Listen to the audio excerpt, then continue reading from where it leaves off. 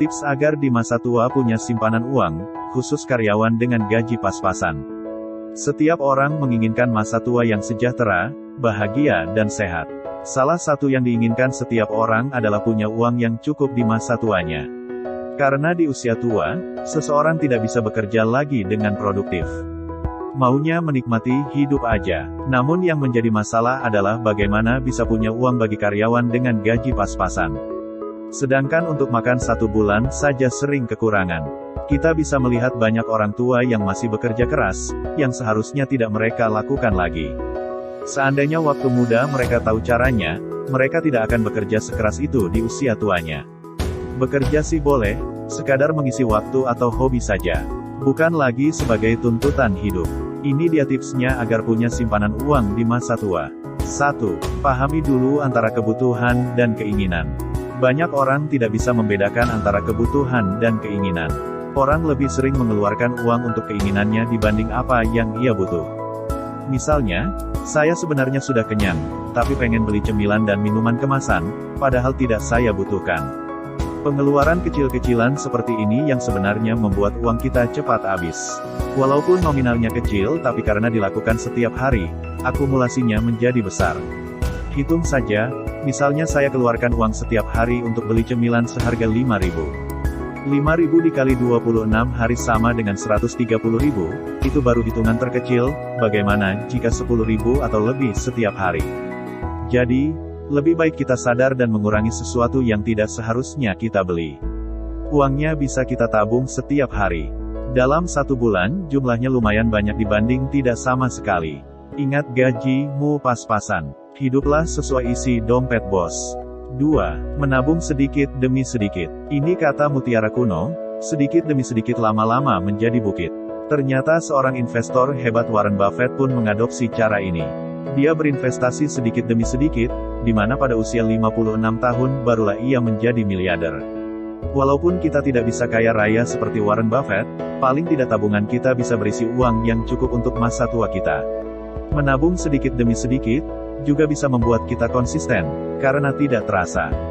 Dibanding menabung sekaligus banyak, tujuannya sedikit demi sedikit adalah agar tidak begitu membebani keuangan kita.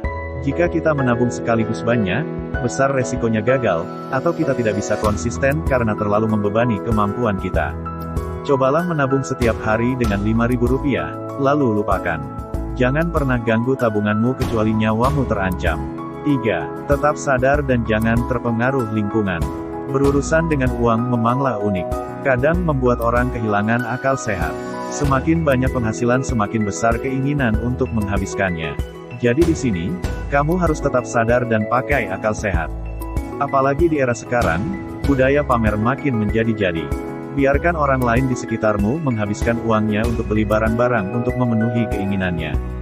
Biarkan orang menunjukkan bahwa ia mampu, sukses, dan berpenghasilan tinggi. Jangan pernah terpengaruh. Tetap hidup dengan akal sehatmu. Bergayalah sesuai isi dompet. Jangan pernah beli barang hanya untuk mendapatkan pengakuan. Lebih baik tabung uangmu. Hati-hati terperangkap kebiasaan ngutang atau kredit. Kecuali mendesak dan tak ada jalan keluar lain. Jadi sayangi uangmu, tabunglah selagi bisa ditabung. Masa tua yang bahagia menantimu. 4. Kurangi bergaul dengan teman boros. Ini yang juga agak berat.